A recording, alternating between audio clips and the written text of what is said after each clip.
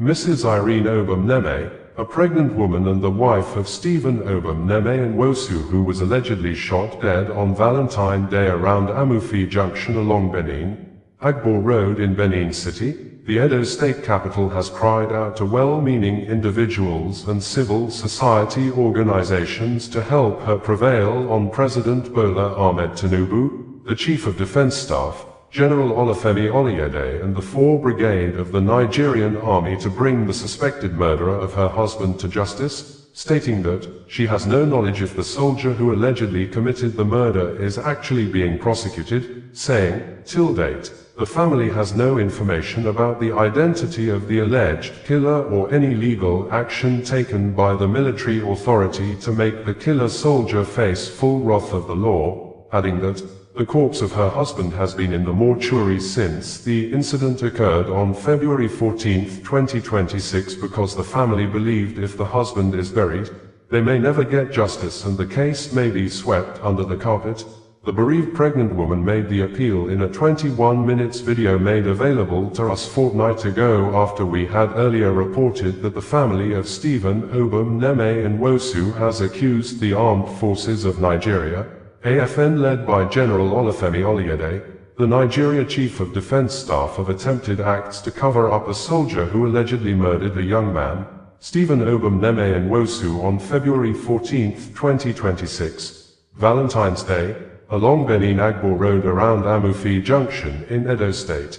This, according to the family member who pleaded for her names not to be mentioned in the press, said her brother was shot dead by the soldier after the deceased refused to hand over his car key to the soldier as demanded, saying, her brother only went out with his friend, she identified as Godwin Coco, to get chicken feed when they encountered the soldier at the failed portion of the road that is currently under construction, saying, the Nigerian army has refused to disclose the names of the soldier who allegedly committed the act of murder or take appropriate lawful actions against the suspected murderer. And in a swift reaction, when our reporter contacted the public relations officer of 4th Brigade of the Nigerian Army, Captain Kennedy Anyanwu, via a phone call on Thursday evening, the military authority said it is not true that the soldier in question has not been identified, saying, the matter has been settled. And when our reporter demanded to know how the alleged murder case was settled with the family, the military authority refused to give details. Also, when our reporter contacted the Edo State Command of the Nigeria Police Force Public Relations Officer, ASP Inoakodum, the police authority said the matter is under investigation and there is no way such matter can be swept under the carpet. According to the bereaved pregnant woman, eyewitnesses said after her husband was shot and was in the pool of his blood, the killer soldier wanted to abandon him, but the people around prevailed on him, and that was when the soldier decided to take the victim to the hospital, and the bereaved family was later told by an officer that her husband was pronounced dead at the hospital, but she and the family believe the officer is lying because, according to her, when the bereaved family visited the hospital, the officer claimed their son was taken too. The doctor at the hospital denied receiving such person as a patient. The woman noted that on Tuesday, February 17, 2026, officials from the 4th Brigade of the Nigerian Army, the Edo State Command of the Nigeria Police Force, and the construction company visited the bereaved family house and sympathized with the family and assured the family that due process would be followed to make sure the soldier who allegedly committed the crime is prosecuted. But ever since, the bereaved family had had several meetings with the Edo State Police Command and the military authorities, and yet, no reasonable thing has been said to assure the family that the suspect is actually being prosecuted and the compensation they claim to pay is being processed. Continuing, the young widow said till date she does not know the name of the soldier who killed her husband or the military command he worked with, for her to always remember the man who killed her husband, begging the military authority to at least allow her access to such information. The young widow said she wrote through her lawyer to the Edo State Commissioner of Police to take the matter to court, but ever since, still, the case has not been taken to court and she's no longer trusting the way and manner the police is handling the issue, hence, her coming out publicly to beg and appeal for anyone to help her get justice. All I am seeking for is justice for my husband. The soldier identified, tried and prosecuted, so that it will be on record that my husband was murdered. And when the children grow up, they will know that their father was not involved in any criminal activity. We have a 2-year-old boy and the one we are expecting, she said. Hi everyone. My name is Mrs. Irene Obuneme. I'm the wife to the victim, Mr. Stephen Obuneme Wosu. I'm here to plead to any relevant agency that can help me to seek justice for the extrajudicial killing of my husband on the 14th of February 2026. My husband had left home at about 8:50 a.m. thereabouts to go get feeds for his birds. He runs a poultry, and I could remember calling him at around 10:48, and he told me vividly that he was already on his way back home, that I would see him soon. I waited for over an hour, and then I tried calling him back. It rang at the first dial, and when I tried again, both lines were switched off. I thought maybe he was caught up in maybe something else, or maybe traffic. And only for me to see his friend some hours later, his friend came home and said I should come with him, that they had an altercation with a soldier, and that he doesn't know if the soldier took him to the barrack or any of the nearest police station. So I got dressed and followed him. We went to the nearest police station. On getting there, after I had spent over an hour for any of the officers or somebody to talk to me or tell me something, because they had asked me to wait for the DPO, that he wasn't on seat, that when he comes he would address the issue. Only for the DPO to come and tell me that they are sorry that the deceased has been taken to the mortuary, that he did not make it. I got confused because I don't understand what could have transpired to the point of me getting such news. At that point, I was in shock. I was in disbelief. All I just wanted, I just told them, okay, just take me to him. I just want to see him. Just maybe let me see him and understand what you're saying. Then they said we should come to the state CID. At the time, I was thinking maybe he's at the state CID. I was just in total disbelief. I didn't take or buy what the DPO was saying, that he did not make it. So when they said we should go to the state CID, I thought, okay, probably that's where he is. Only for us to get to the state CID, after many back and forths, go here, do this, they brought out the soldier and said, this is the soldier that shot your husband. I was still confused. Next thing they said, the commissioner of police in Edo State invited us to his office. Got there, I saw the commissioner seated and the brigade commander seated too, and all I could hear was so sorry, it is not in our ethics, this and that, the soldier would be, the case will be investigated and the soldier will be persecuted. They were saying so many things that wasn't making sense. And I told them, take me to where he is. That's just all. Let me see him.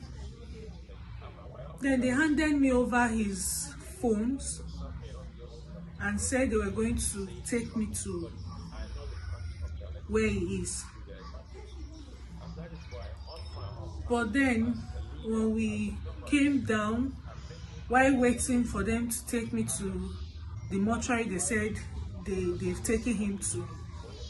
Next thing they said was it was already late, that the IPO isn't here, and the IPO was the one who took the body to the mortuary, and the IPO needs to give us a tag that would allow the mortuary attendants to allow us in to see him. And the fact that I'm pregnant, I was already, I think, 6 months gone at the time, and the fact that I'm pregnant, I can't come into the mortuary.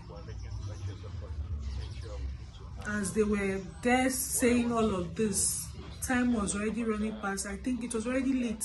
It was already past 7 or to 8, something like that, 8 p.m.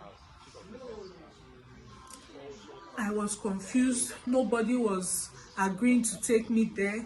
I didn't know my way to the place. I don't even know where. I was just confused. And for the fact that I was in so much denial that there's no way my husband would be dead, I came back home on that 14th. Came back hoping and praying. I hoped so much. I prayed so much that it should just be a dream, a nightmare, or maybe even a prank, or it should just let there be a miracle. I prayed, I hoped for a miracle, that by morning, which was on the 15th of February, that I will be told he came back, that I will be told probably they noticed life still in him and then they rushed him to the hospital. I prayed, hoping. And then on the 15th, that was on a Sunday, around 10 a.m., I went back to the police station. At the time I had informed my parents and some family members. So we went to the police station. The officers there said the IPO went to church. We had to wait for the IPO to come back from church, this and that. While waiting, I got angry, and then I met the officer there and said, call the IPO. This is something we'll just sit and be waiting around for the IPO to come anytime before they will take us to the mortuary. They said they deposited his body. Call. Let them tell us how we'll go about it. If it means the IPO having to speak with the mortuary attendants to let us in or something. That was when the officer then made the call to the IPO. And then they said we could go to the mortuary. Getting to the mortuary, I was not allowed in. My family members got in and they were showed his body. And they came out to tell me that truly my husband was gone. My whole world crumbled. My whole world crumbled. Even at that, I still didn't believe it. I still hoped that it can't be. I still hoped and prayed that there was no way my husband was going to end like that. There was no way my husband's life was going to end like that. I still hoped, I still prayed. I was still in denial. This month of May would make it 3 months. I have been in denial. I have been in total shock. And for the fact that I have not seen him, I haven't come to terms that he's gone. After that day, I asked questions. His friend said they were already close to the house. For the fact the highway that leads to our residence is under construction. So they didn't know the other lane was blocked because they didn't block it at the entrance. So they came in to the other lane. Getting close to the entrance to our residence, they saw the caution line. His friend was the one driving. My husband didn't go out with his car. He went out with his friend, and his friend was the one driving. So when they saw the caution line, he tried to reverse the car to make a turn and use the other lane that they had left for motorists who were coming and going to use. While making that U-turn, the soldier accosted them and demanded for the car key. His friend said, he told the soldier, sorry, we didn't see it on time. Besides, I was already turning to go join the other motorist. And then he ignored the soldier and completed the turning, only for him to sight the soldier from his side mirror on a bike, chasing their car, shooting at the car that they drove, and they panicked. He said he and my husband panicked. For the soldier to be shooting at the car, they panicked. And then ended up parking the car at a fuel station that wasn't operating. As the parked, he came down. He said, my husband's friend said, my husband came down first, was running. He came down, and then my husband stopped running. And for the fact that I've known my husband for a long time, I've known him to be someone that wouldn't run in that situation. For the fact that he knows he has done no wrong, he wouldn't. I'm sure that was why he stopped. I'm sure that was why he stopped when he realized I hadn't done any crime. I hadn't done anything wrong. Then why run? And when I think about it, I wish he kept running. I wish he did stop. I wish he knew the soldier was going to shoot, to kill. I wish he had continued running. But then he stopped, and his friend ran past him and escaped. And the eyewitnesses at the scene said when the soldier came to him, he was telling him that he wasn't the one driving. He had told his friend to pull over, let them know the issue, why the soldier will be shooting at the car. But they panicked. that they have done no wrong. So why shoot at them like that? And then the soldier shot him. So after he had shot at my husband, he made to leave him there in the pool of his own blood. But then eyewitnesses accosted him and said he can't leave him there. That was when he took him and said, the officer said, the soldier said he took him to a hospital and the doctor confirmed him dead.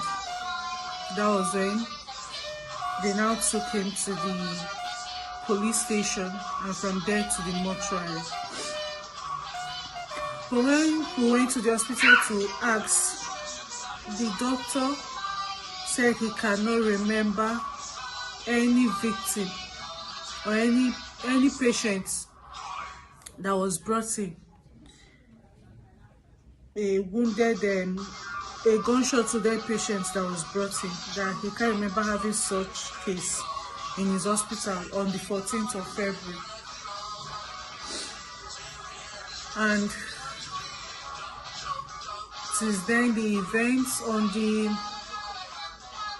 17th, on a Tuesday, the Commissioner of Police, the Brigade General, the 4th Brigade General in Edo State, and representatives from the Bini Asaba Concession Construction Company, they paid a condolence visit. They visited the house, said, sympathized with the family, and assured us that due process will be taken to see that the soldier is persecuted. And they assured that he was still in the police custody. So we believed them, and ever since then it's been one meeting or the other, because they also agreed to compensate the family for the loss, even though I know that there is no amount of compensation that would ever replace my husband, that would ever make up for his death.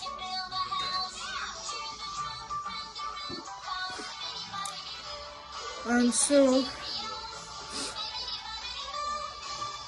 we've been going for meetings at the commissioner's office. We've had about 3 meetings at the commissioner's office, and till date nothing reasonable has been said. No moves has been made to assure us that they are keeping to their words of making sure the soldier pays for his crime. Up to date, I don't know the name of the soldier. I don't know the command he was sent from. Nothing. And these are things I asked for closure. At least let me know his name, of the name of the man who killed my husband. But they've denied me that right. Okay. I said, I've sent a letter to the Commissioner of Police. Take this matter to court. It's been over a month. The lawyer sent out that letter. Take this matter to court. Until date, nothing has been done. That is why I've come out to plead, to beg that anyone that can help me should please help me. All I'm seeking for is justice. All I'm seeking for is justice for my husband. That is all I'm seeking for. Justice for my husband. The soldier identified. The soldier tried. And let it be on record that my husband was killed, that my husband was murdered. So that when our children grow, we have a 2-year-old son and another that I'm expecting. I want them to grow and let it be on record that their father was not involved in any criminal activities. I want them to grow and have it on record that their father was killed, was murdered by a soldier. I want them to grow and let it be proof to back up the story that I tell them.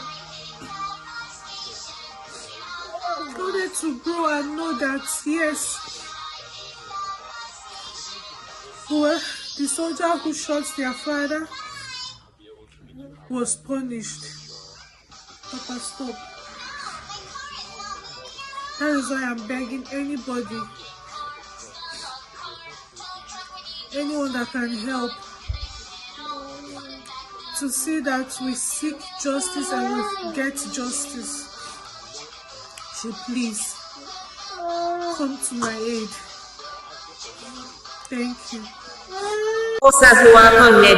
Bringing you the news in a more digital way. Barely a day after President Donald Trump of the United States of America, the USA announced the killing of Abu Bilal al-Minuki, the second in command of the Islamic State in Iraq and Syria, ISIS in a joint operation with Nigeria soldiers in Borno State. A new video of the abducted 416 women and children in Boko Haram captivity has been released in addition to a gory video earlier released by the terrorists wherein they beheaded almost 6 men who the insurgents said tried to escape among the kidnapped victims. This had led to public outcry and demonstrations, but according to Punch newspaper, protesters are reportedly denied the rights to protest in Maiduguri, the Borno state capital, saying, the army reportedly deployed tanks and heavily armed personnel to Filling Polo, the venue of the recent planned protest, forcing the demonstrators to withdraw, quoting Sumela Kaigama,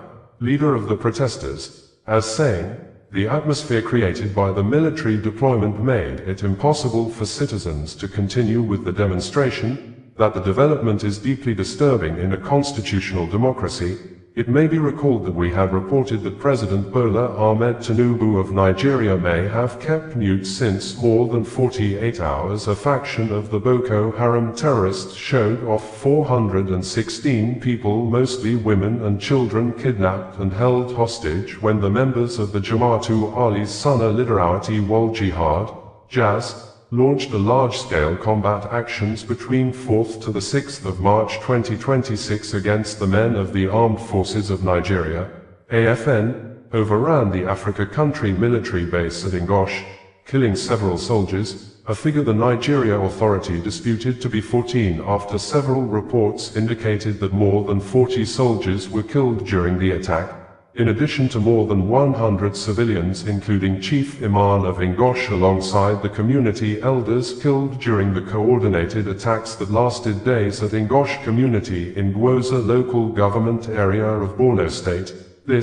During the attacks, numbers of people were also taken hostage by the insurgents, with speculations indicating that the hostages are apparently being held at the rugged terrain of the Mandara Mountains, which sit wide across the Nigeria border with Cameroon. In the released video, one of the spokespersons of the Boko Haram group said they decided to release a proof-of-life video of the 416 women and children in their captivity, following the demands made across to them by the Borno South Youths Alliance, Bosya, and according to the statement issued by the Bosya when they made the video public on Friday, April 10, 2026. The youths group called on federal government and governments at all levels to ensure the hostages are released, saying specifically that, "We have witnessed cases in states such as Sokoto, Zamfara, Katsina, and Kebbi where abducted victims regained freedom following interventions by individuals such as Sheikh Ahmed Gumi.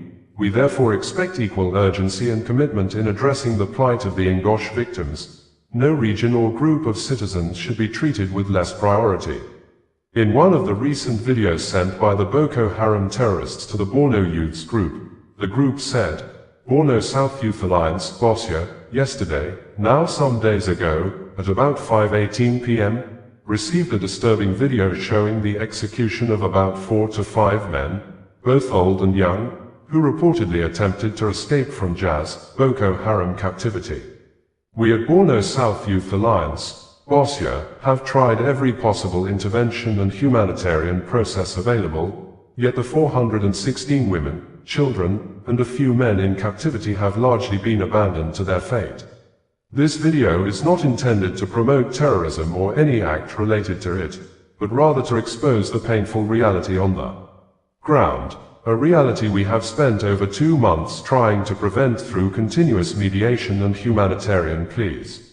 Borno South Youth Alliance, Bosya, is calling on well-meaning southern Borno indigenes, political office holders, political aspirants, every patriotic Nigerian from the north, south, east, and west, as well as international organizations, to urgently come to the rescue of these 416 women and children by supporting efforts toward the release of the first 50 women and children as earlier announced. 4 to 5 people are already dead. More victims are sick, and some men who attempted to escape have now been killed. Lives are involved, and unimaginable suffering is taking place in captivity among these helpless people who feel abandoned and forgotten. Boko Haram released new video of 416 Ngosh abducted women and children crying for help after being abandoned by state and federal government including Borno South Senator. Let the world see and remember that the Nigerian government, Borno State Government, the Senator representing Southern Borno, the House of Representatives member, House of Assembly members, and Chairman representing Gwoza local government have abandoned these helpless women and children to their fate and have refused to secure their freedom by all possible means. Let the world, human rights organizations, and international bodies such as the United Nations, Amnesty International, and others see and remember how the lives of 416 women and children are being disregarded and devalued. Let the world know that under this government, 416 women and children were kidnapped, and under both the federal and state governments, no meaningful action has been taken. Let the world hear directly from the mouths of these captives that their federal government has failed them, their state government has abandoned them, and their senator representing Southern Borno has ignored and even complicated the process of their release. Borno South Youth Alliance, Bosya, organized a peaceful protest in Maiduguri, the Borno state capital, but the government responded by deploying heavy military presence and formations as though we were terrorists, while the real terrorists move freely, kidnapping and killing our people daily with little or no resistance. If the world is truly watching, then let them know that we are facing oppression from both sides. Political slavery has silenced us for too long, but we will remain silent no more because they have shown us that we are only useful to them every 4 years during elections. Borno South Youth Alliance, Bosya, remains committed to humanitarian mediation and discussions toward the release of our Ngosh 416 women and children. Though we are exhausted and deeply disappointed by the lack of concern shown toward our people and our peaceful existence, we still call upon the government, every well-meaning Nigerian, international organizations, and even individuals willing to help secure the release of these helpless women and children. Already, some newborn babies and children have reportedly died from sickness and infections in captivity. More innocent lives may be lost if urgent action is not taken. 50 women and children can be released today if 50 million naira is raised and offered to their captors.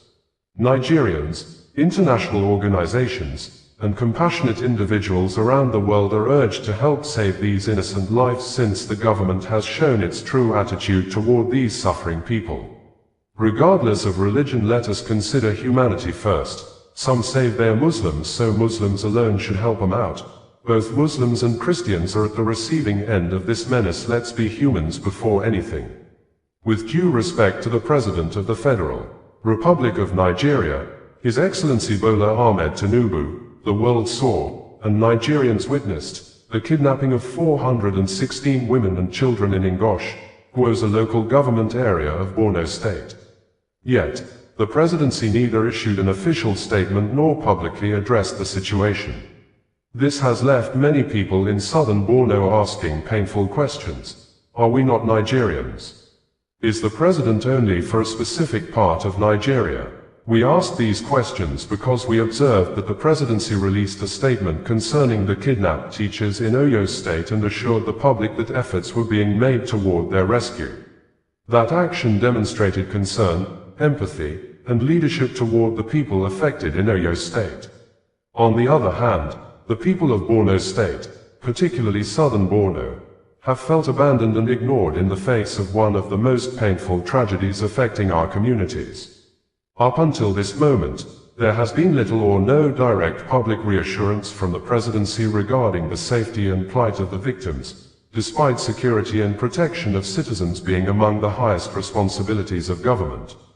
Borno South Youth Alliance, BOSYA, therefore wishes to express its deep dissatisfaction and disappointment regarding what many people perceive as unequal concern toward the suffering of southern Borno communities. On behalf of many concerned youths and indigenes of southern Borno, we respectfully urge the presidency to show that every Nigerian life matters equally, regardless of region, ethnicity, or religion. We believe that the people of southern Borno deserve the same level of empathy, urgency, and public concern shown to citizens in other parts of the country. At this critical time, our people need reassurance, protection, and visible action from the highest office in the land, Samela Ibrahim Kaigama, President, Borno South Youth Alliance, BOSYA, stated in numbers of press statements issued in recent days. Before the release of the new video of the abducted victims, the United States President Donald Trump had on Friday, May 15, 2026, based on America time, announced that Abu Bilal al-Minuki, described as the second-in-command of ISIS globally, was killed during a joint military operation carried out by American and Nigerian forces in Borno State. Trump said the operation was conducted under his direct order and involved what he described as a meticulously planned and very complex mission, executed by both the United States military and the armed forces of Nigeria. According to Trump, the targeted operation successfully eliminated al-Minuki, whom he called the most active terrorist in the world. He revealed that the ISIS commander had been hiding in Africa while allegedly coordinating activities linked to global terror operations. Tonight, at my direction, brave American forces and the armed forces of Nigeria flawlessly executed a meticulously planned and very complex mission to eliminate the most active terrorist in the world from the battlefield, Trump stated. The American president further claimed that intelligence sources closely monitored the ISIS leaders' movements before the operation was launched. He thought he could hide in Africa, but little did he know we had sources who kept us informed on what he was doing, Trump added. Trump also praised the Nigerian government for cooperating with the United States during the mission, saying the partnership played a major role in weakening ISIS operations globally. With his removal, ISIS's global operation is greatly diminished. Thank you to the government of Nigeria for your partnership on this operation. God bless America, he wrote. Nigeria Defense Headquarters in a press statement said, the armed forces of Nigeria, in collaboration with United States forces, has successfully conducted a meticulously planned and highly coordinated counterterrorism operation resulting in the elimination of Abu Bilal al-Minuki, a senior ISIS leader and one of the world's most active terrorists.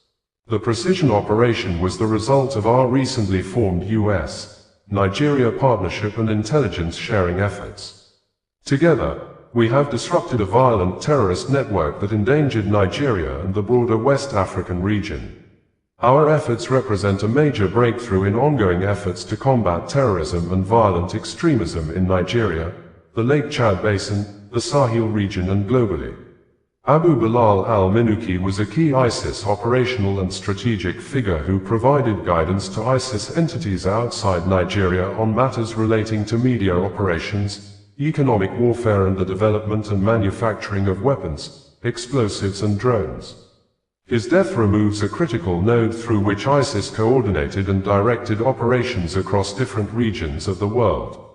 Intelligence further indicates that, as recently as February 2026, Minuki may have been elevated to the position of head of the General Directorate of States, placing him the second most senior leader within the ISIS global hierarchy. Prior to this, Minuki served in 2023 as the Nigeria-based Al-Furqan GDP Office Emir, overseeing ISIS-linked operations across the Sahel and West Africa, including attacks against civilians, particularly ethnic and religious minority communities.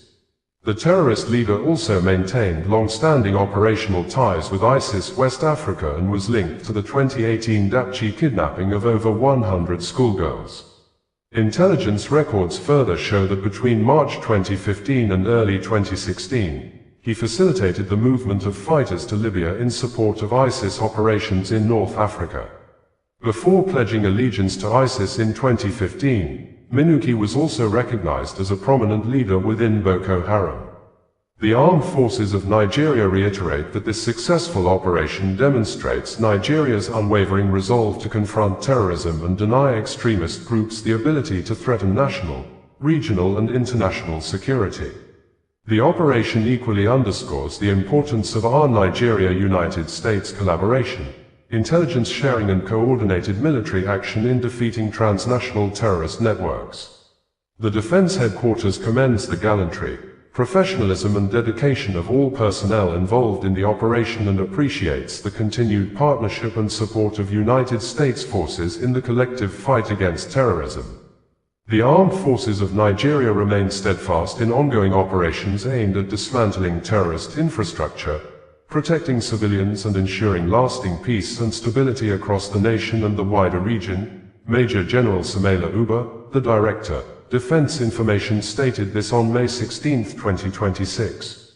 In a follow-up updates, the Defense Headquarters also stated that the Defense Headquarters wishes to provide clarification following emerging public discourse regarding the recent neutralization of a high-profile terrorist commander, Abu Bilal al-Minuki, during a joint operation with the United States Africa Command on the 16th of May 2026.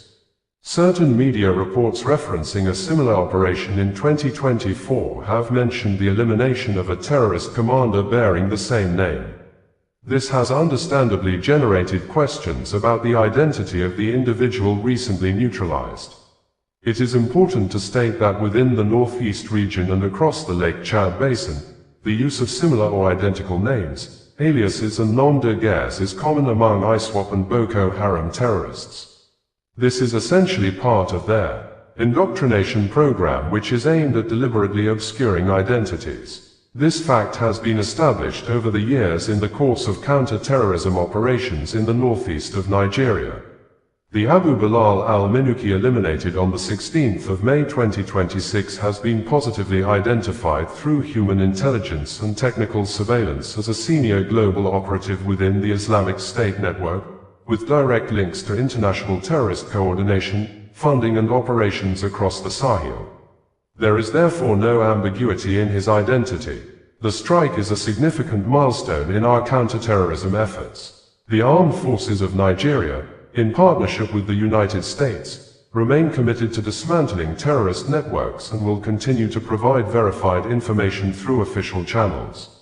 The general public and the media are please urged to rely only on these sources to avoid confusion from coincidental name similarities. On May 19, 2026, the Nigeria military said, the Defense Headquarters wishes to announce major successes in continuing counter-terrorism operations in close coordination with United States Africa Command against ISIS terrorists in northeast Nigeria. It will be recalled that the joint strikes started a few days ago. As of the 19th of May 2026, assessments indicate that 175 ISIS terrorists have been eliminated from the battlefield. The joint strikes have resulted in the destruction of ISIS checkpoints, weapons caches, logistical hubs, military equipment and financial networks used to sustain terrorist operations. The operations have also resulted in the elimination of several senior ISIS leaders, including Abu Bilal al-Minuki, one of the most significant ISIS operatives in the world. Al-Minuki played a central role in ISIS external operations, coordinating terrorist financing, recruitment, logistics and attack planning targeting Nigerians and innocent civilians around the world. His death severely disrupts ISIS command, operational coordination and external attack networks. Other terrorist figures eliminated include Abd al-Wahhab, ISWAP senior leader responsible for coordinating attacks and distributing propaganda, Abu Musa al-Mangawi, ISWAP senior member and Abu al-Mathana al-Mahajja, ISWAP senior media production team manager and close confidant to al-Minuki. The joint strikes have further reinforced what the armed forces of Nigeria, AFN, have consistently done over the years: hunt down and kill terrorists anywhere they are in Nigeria. The joint operations will continue to hunt down and destroy those who threaten our nation and regional stability. Bringing you the news in a more digital way. It may not be wrong to say one of the major root causes of crimes, poverty, poor healthcare, suicides, killings and avoidable deaths today in the world is superstitious beliefs mixed with severe psychological manipulation, religious and spiritual delusions that often lead to family members abandoning their loved ones, especially their parents, for fear of being bewitched, doomed or suffered from the delusional curse or spell superstitiously believed had been placed on their parents or loved ones, and this act do also lead to the accused family members committing suicides or being banished, beaten, or even killed by jungle justice, and in line with the numerous cases documented globally and locally, we have seen where individuals have committed murder or caused death due to acute spiritual delusions, which in psychiatry, these are often diagnosed as cases of religious psychosis, schizophrenia, or clinical lycanthropy, where the perpetrator cannot separate objective reality from spiritual hallucinations. This may interest you to know that in August 2025, at Atwood Lake in Ohio, United States of America, USA, an Amish mother obviously suffering from a severe spiritual delusion, drowned her 4-year-old son in Atwood Lake.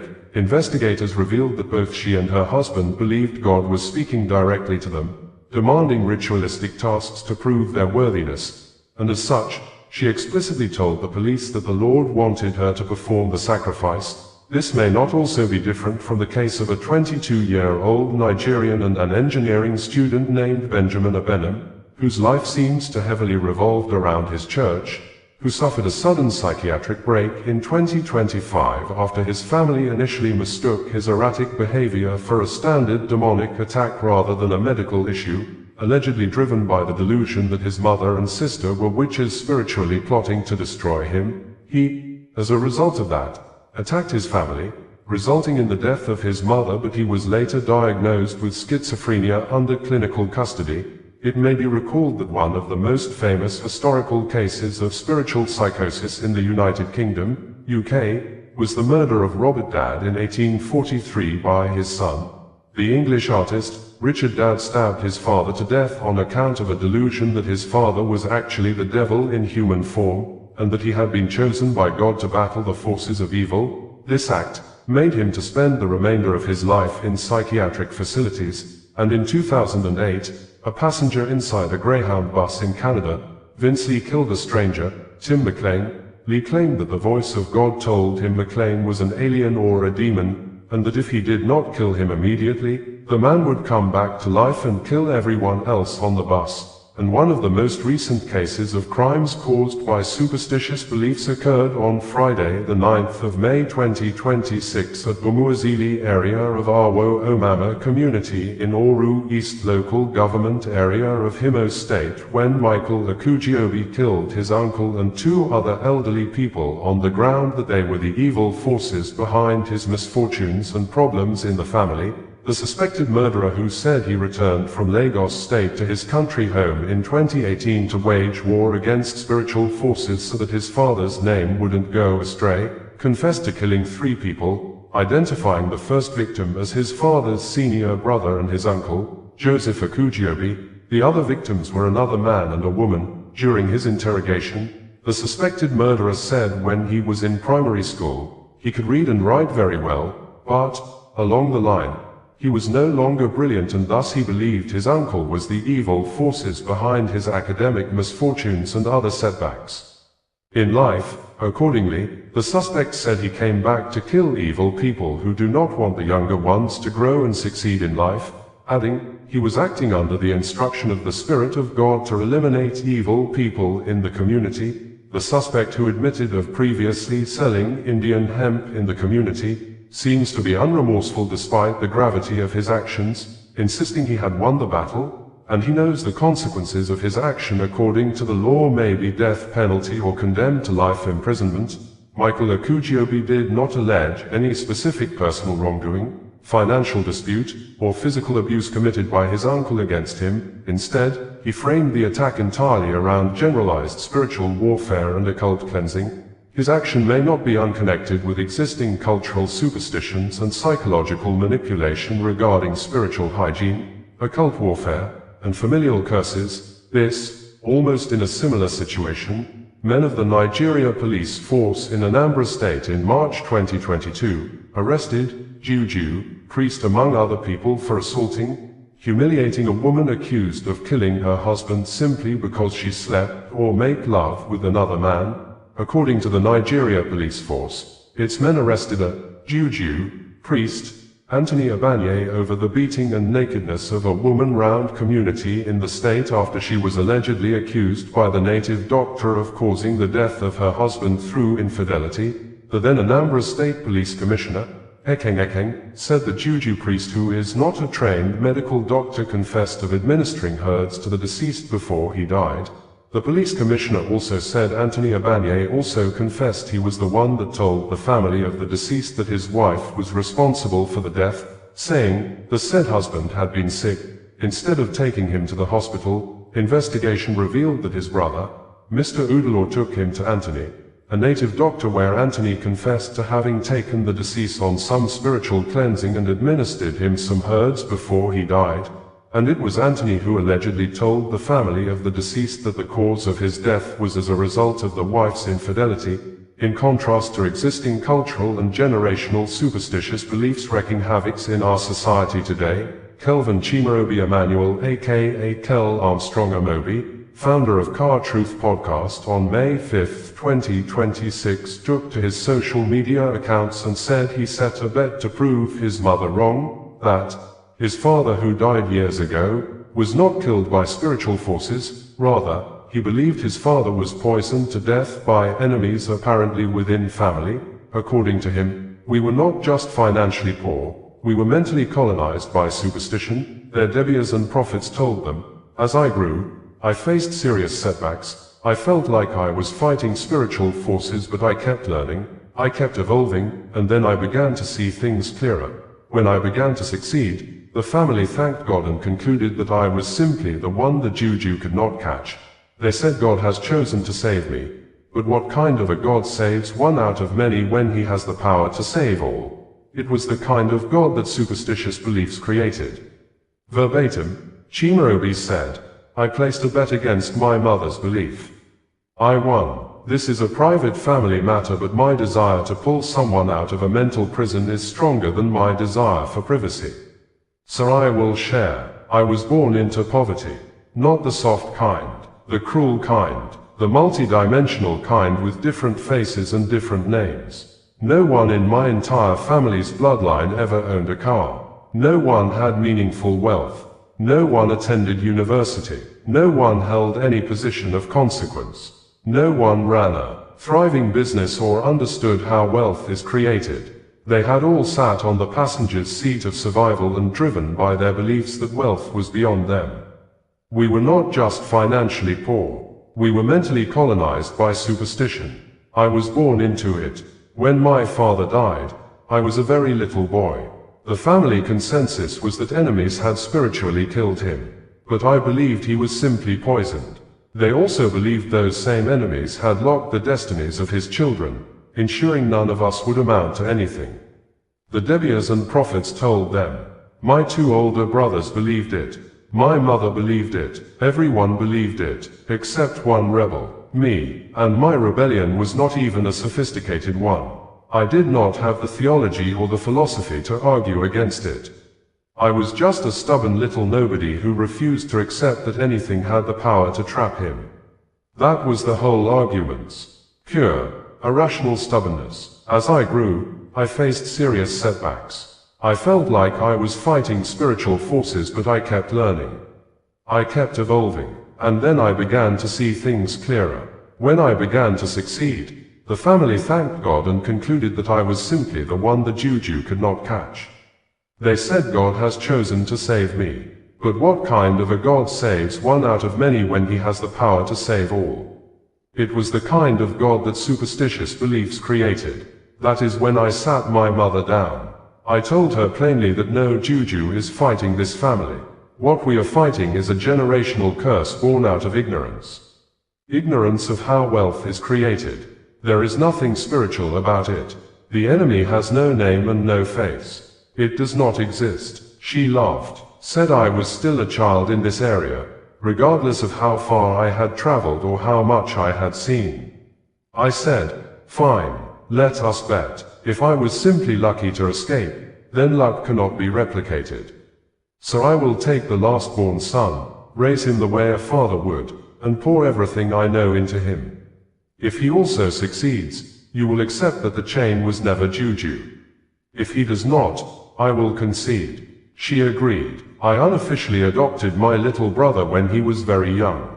I emptied myself into that boy, equipped him with profitable skills. Today he is a big boy, makes good money for himself, sponsoring himself in university, building his own life. The Juju could not catch me. It could not catch him either. I won the bet. My mother now understands. The chain was never a curse. My forefathers were not cursed men. They were noblemen. They were simply men who believed a story that made them powerless, and they passed that story down like an inheritance. The chain was the belief.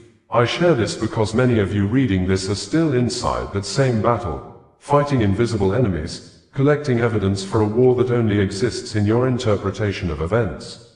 And the evidence feels real because you are refusing to analyze your situation critically or do anything differently. In my family, those who still hold on to the superstition are still making the same mistakes and blaming invisible forces. Those of us who stopped believing it blame only ourselves when we fail. That accountability is not punishment. It's a real responsibility. And responsibility is the road to the life you want. If you can defeat the superstition living in your own head, you can defeat anything outside of it. Okay, now, look up. What is your name? My name is Michael Akudnobi. I'm from Umezali Haumama, Oris local government. Okay, what is your handwork? My handwork in Igbo land, since I come to Igbo land since 2018, I buy palm kernel. You buy and sell palm kernel? Yes, no, but when I come back the first time from Lagos, what I'm doing, I sell India hemp. Oh, you sell India hemp? Yes, in my village. Ah, okay. Now, are you married? When I was selling that India hemp, I am married. I leave my wife in Lagos and insist that I want to go to my father's land to make my father's name not to go astray. My father gave birth to 8 boys. Inside those 8 boys, I am the only one that come back to my father's land. Yes, sir. Okay. 3 days ago, you killed 3 people. On Friday. On Friday? Yes, evening. Okay. You killed 3 people. People. What are the names of those 3 people you killed? Yes, sir. The number 1 person I killed in the same building with me is my father's senior brother. His name is Joseph Akudnobi. The second person? The second person, when after I killed the man, I went outside to go and look for EPA around the vicinity in my building. All the people in the vicinity now started running for me. I now see one of my chairman, Umunadi chairman, his first son. My Umunadi chairman, his first son. He now see me, he want to run. And I tell him, come here, are you mad? Since you know me, have you run before? He said, no.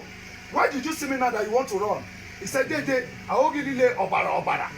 I said, it's true. I have won the battle.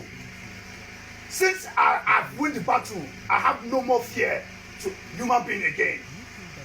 Come inside here, and I take it inside that place where they are charging a phone.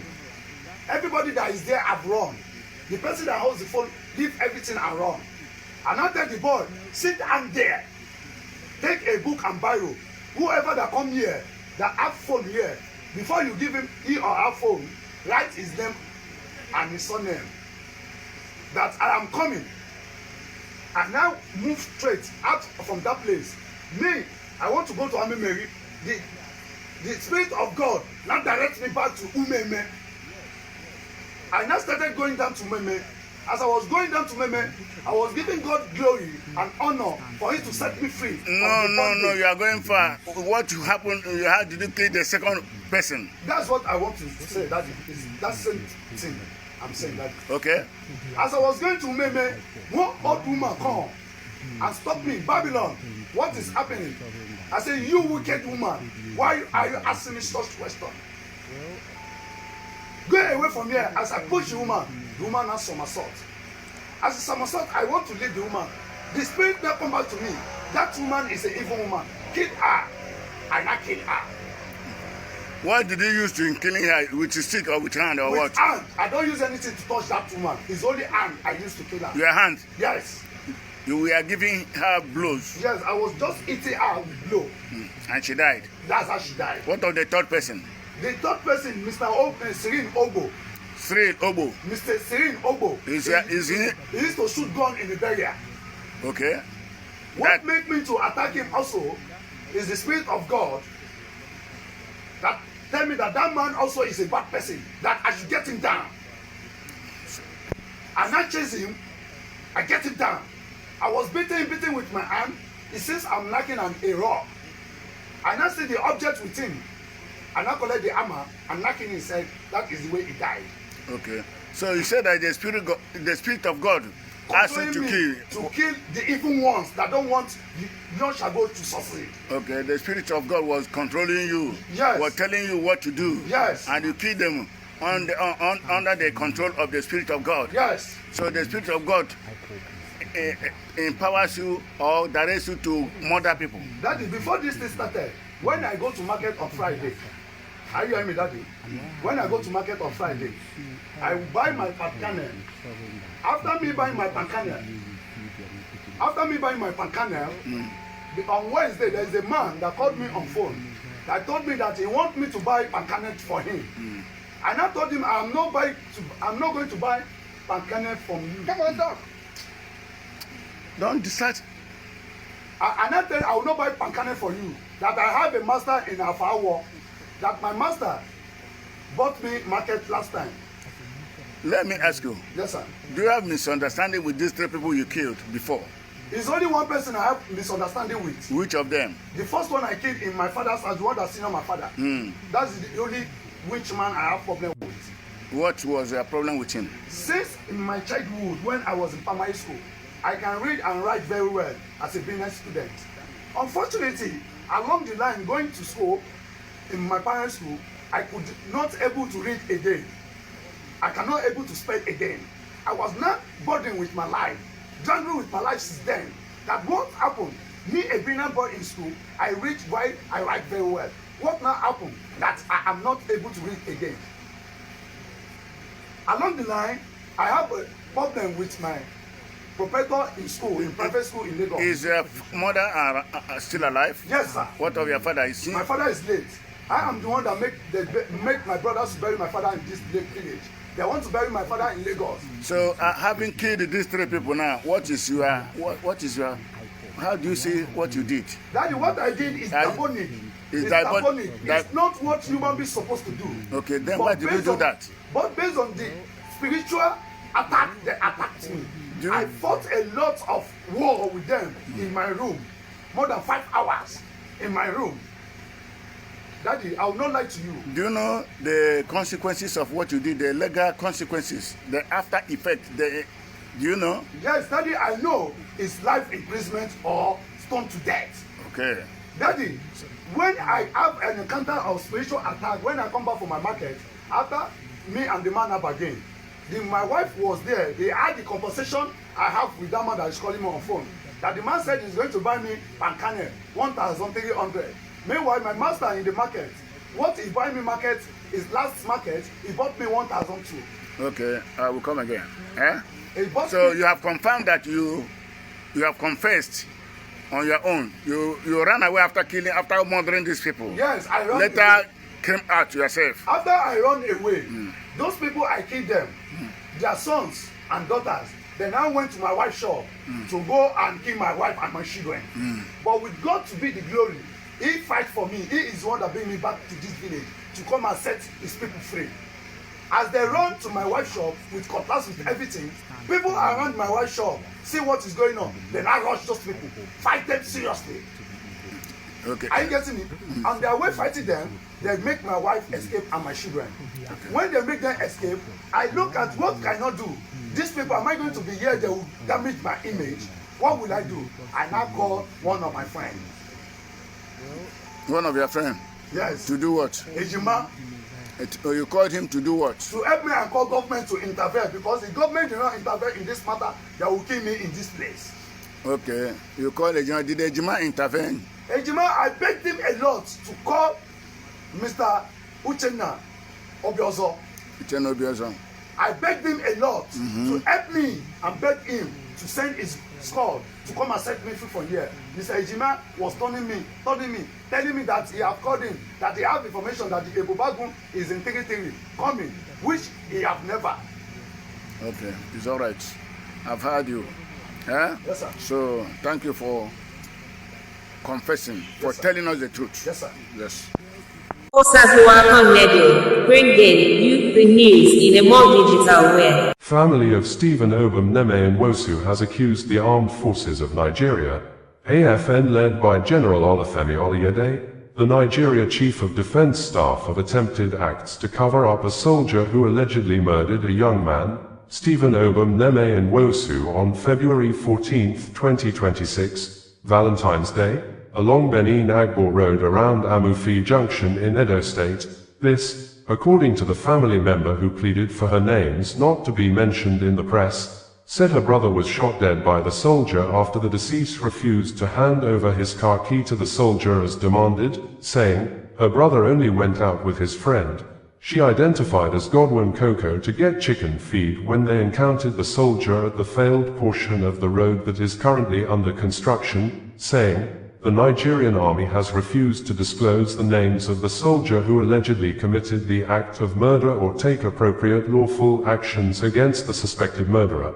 And in a swift reaction, when our reporter contacted the public relations officer of 4 Brigade of the Nigerian Army, Captain Kennedy Anyanwu, via a phone call on Thursday evening, the military authority said it is not true that the soldier in question has not been identified, saying, the matter has been settled, and when our reporter demanded to know how the alleged murder case was settled with the family, the military authority refused to give details. Also, when our reporter contacted the Edo State Command of the Nigeria Police Force Public Relations Officer, ASP Ino Akodim, the police authority said the matter is under investigation and there is no way such matter can be swept under the carpet. According to the bereaved family member, on the 14th of February 2026 at about 10 a.m., my brother, Stephen Obum Neme Nwosu, went to get chicken feed with his friend, Godwin Coco, along the Benin Agbo Express Road, the failed portion that is under construction at Amufi Junction in Benin City, Edo State. Specifically, the friends said they were discussing and did not see the road demarcation on time, and when they sighted it and were about to reverse, a soldier blocked them and told them to hand over the car key, but they told him that they are sorry and will turn back. So, immediately he started turning the car. That got the soldier angry and the soldier started following him. My brother reversed the car and joined the other lane. And from the side mirror, my brother noticed that the soldier was running towards them, and this time, there were two on a bike but one left, while the soldier that they had the conversation with was still following them with the bike man. At this point, he started using his belt on the car and even shot at the car. But my brother and his friend were still driving, and when they got to hold up, they packed at a fuel station and started running by foot. While they were running, the soldier fired shots at them and the bullet landed on my brother's leg. And on a closed range, the soldier shot him again on the same leg. People around said that when the soldier shot my brother again at close range, they gathered him, but the soldier told them that the boy he shot was a robber, so they did not touch the soldier man. The soldier was the same person that carried the victim to the hospital, but the hospital they mentioned, when we went there, the doctor said he had no such patient. We, the family, wants to hear the soldier's side of the story and who sent him to murder that young man with bright future, with a pregnant wife and a 2-year-old child and his aged mother. The only male child in my family, the only one that speaks for us. We are fine girls, this is too painful for us. We all died that same day, don't know if we can bear this lawsuit. We just want to get the soldier's name, barrack he is from. Indeed, Nigeria has happened to us. We had access to see his body on the 15th of February 2026. I think there are many stories about this one which only the soldier and police needs to give. I need justice for my brother.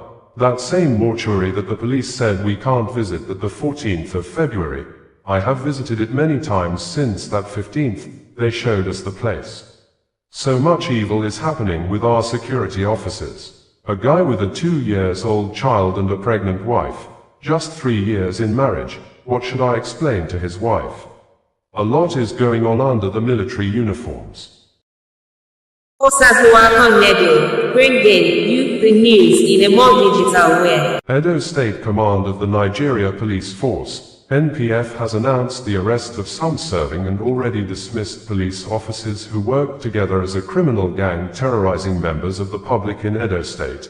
The State Commissioner of Police, Monday Agbonika, who made this known in a press release made available a few hours ago, said the arrest was a major breakthrough against the suspected criminal elements pretending to be law enforcement officers to perpetrate heinous crimes within the state capital, Benin City, and its environs. It may be recalled that there have been outcry by residents in Edo State that law enforcement officers are committing or participating in criminal activities in the state. Specifically, in August 2025, some of policemen alongside some civilians were accused of abducting a resident in Benin City. The syndicate was said to have used the silver Toyota Yaris to terrorize citizens, seizing their phones and belongings through intimidation and armed robbery. In December 2025, 4 policemen were accused of extorting 980,000 nairas from a local artisan, Goodness Onyeka, after assaulting him. Earlier in September 2025, the Edo State Police Command reportedly recovered and returned 300,000 nairas extorted from a furniture maker by officers attached to the Oba Market Area Command in Benin City. May 2025, 6 officers, including a chief superintendent of police, CSP, was summoned to Abuja after a viral video showed them demanding either 5,000 nairas or 5 liters of fuel from motorists for lacking electronic central motor registry, ECMR proof, a policy that had actually been suspended then. Also in August 2025, 6 officers were disciplined for extorting 2 million nairas from members of the National Association of Sea Dogs near Benin City after they reportedly used a point-of-sale (POS) machine to withdraw the funds unlawfully. According to the press statement signed by the Edo State Police Command Public Relations Officer, ASP Eno Akodi, the Edo State Police Command under the leadership of the Commissioner of Police, Edo State Command, CP Monday Agbonika, FDC, wishes to inform the general public of a major breakthrough in the fight against criminal elements disguising as law enforcement officers to perpetrate heinous crimes within Benin City and its environs. The command had, in recent times, received several complaints from members of the public alleging harassment, abduction, and extortion by individuals posing as police officers. These suspects reportedly operate along Teboga axis off Aduawa, where they unlawfully stop unsuspecting citizens, forcefully convey them around various roads within Benin City, and eventually take them to point of sale, POS operators to fraudulently extort money from them under duress.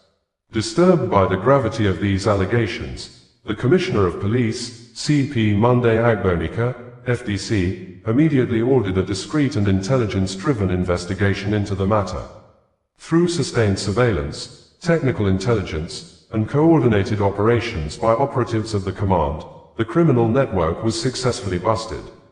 The following suspects have been arrested in connection with these crimes: Goodluck Jaja, male, POS operator, ASP Bonnie Paul Onahit, Inspector Ehubarim Wisdom, male, Inspector Arabaim God's Power, male, Corporal Mordy Philip, male, Destiny Emmanuel, male, Dismissed Police Corporal, Corporal Ocken Elvis, male, Samuel Nicholas, male, Mini Bus Driver, Etam Bright, male, Mini Bus Driver.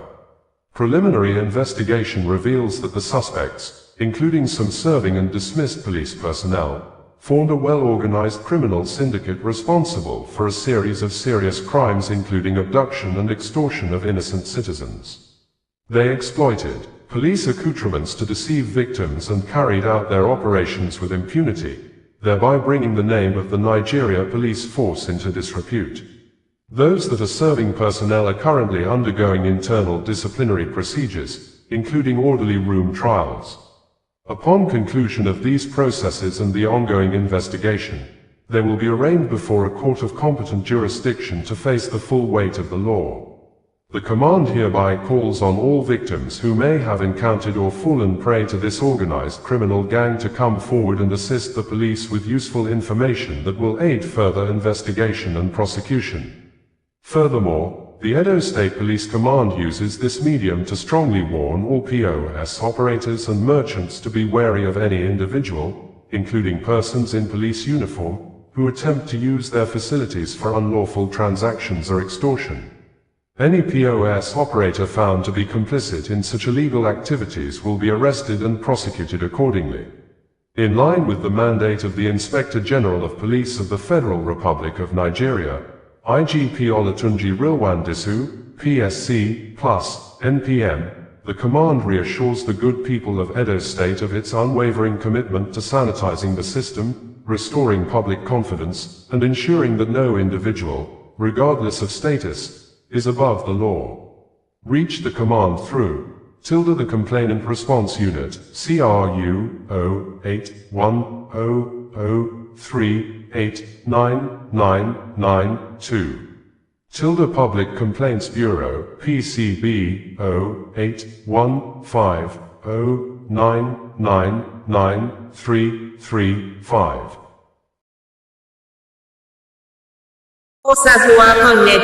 Bringing you the news in a more digital way. President Bola Ahmed Tinubu of Nigeria may have kept mute since more than 48 hours. A faction of the Boko Haram terrorists showed off 416 people, mostly women and children, kidnapped and held hostage when the members of the Jama'atu Ali's Solidarity wal Jihad, JAZ, launched a large-scale combat actions between 4th to the 6th of March 2026 against the men of the Armed Forces of Nigeria, AFN, overran the Africa country military base at Ngosh, killing several soldiers, a figure the Nigeria Authority disputed to be 14 after several reports indicated that more than 40 soldiers were killed during the attack, in addition to more than 100 civilians, including Chief Imam of Ngosh alongside the community elders, killed during the coordinated attacks that lasted days at Ngosh community in Gwoza local government area of Borno State. During the attacks, numbers of people were also taken hostage by the insurgents, with speculations indicating that the hostages are apparently being held at the rugged terrain of the Mandara Mountains, which sit wide across the Nigeria border with Cameroon. That aside, one of the spokespersons of the Boko Haram group said they decided to release a proof of life video of the 416 women and children in their captivity, following the demands made across to them by the Borno South Youths Alliance, BOSYA, and according to the statement issued by the BOSYA when they made the video public on Friday, April 10, 2026. The youths group called on federal government and governments at all levels to ensure the hostages are released, saying specifically that, "We have witnessed cases in states such as Sokoto, Zamfara, Katsina, and Kebbi where abducted victims regained freedom following interventions by individuals such as Sheikh Ahmed Gumi. We therefore expect equal urgency and commitment in addressing the plight of the Ngosh victims. No region or group of citizens should be treated with less priority." In the footage, several women and elderly men were interviewed by the Boko Haram spokesperson. The kidnapped victims' pleas centered on three main points directly addressed to President Bola Tinubu, Vice President Kashim Shettima, and Governor Babagana Zulum, begging the President and Governor to find a way to bring them home within the shortest possible time. The captives expressed fear that a direct military assault on the camp where they are being held could result in the deaths. They echoed the BOSYA apparent sentiment, asking the government to use the same negotiation channels used in northern states like Zamfara, Katsina, Kebbi, Sokoto and Kaduna states. While the terrorists claimed in the video that they are not torturing the victims, the captives highlighted that many children are falling ill due to the harsh conditions of the forest and the lack of proper food and medicine. The Borno South Youth Alliance, BOSYA, in a statement signed by its president, Sumaila Ibrahim Kaigama made available on Friday alongside the proof of life video, said it wishes to inform the public that we have been actively and discreetly mediating for the release of our southern Borno brothers and sisters who were abducted when insurgents overran Ngosh. Following days of engagement, discussions, and humanitarian appeals, we were provided with an official figure of 416 victims currently alive in captivity by the abductors. This figure differs from earlier reports circulated by sections of the media, which underestimated the true scale of the situation. BOSYA remains the voice of southern Borno youths and indigenes. As such, we are committed to continuing all possible efforts through mediation, advocacy, and engagement to secure the safe release of our people. Our actions are guided solely by the need to protect lives and restore dignity. To affected families, we wish to state clearly and unequivocally that BOSYA does not support terrorism, insurgency, or the abduction of innocent civilians. However, as representatives of our people, we are prepared to take bold and necessary steps in pursuit of solutions, especially lasting solutions to the persistent insecurity affecting our region. The voices of the kidnapped victims must be heard not just nationally, but globally. We therefore call on the following leaders and authorities to urgently intervene. The President of the Federal Republic of Nigeria, Bola Ahmed Tinubu, Asiwaju Bola Ahmed Tinubu. The Vice President, Kashim Shettima. The Distinguished Senator representing Southern Borno, Muhammad Ali Ndume. All relevant government officials and stakeholders at both federal and state levels. We have witnessed cases in states such as Sokoto, Zamfara, Katsina, and Kebbi where abducted victims regained freedom following interventions by individuals such as Sheikh Ahmed Gumi. We therefore expect equal urgency and commitment in addressing the plight of the Ngosh victims. No region or group of citizens should be treated with less priority. The freedom, safety, and well-being of the abducted victims from Gwoza, particularly those from Ngosh, are non-negotiable. We urge the government to act decisively, just as they have been doing in other parts of the country. Furthermore, we call on the Nigerian government, international partners, the United Nations, and global leaders including Donald Trump to support efforts toward the safe and immediate release of all abducted victims.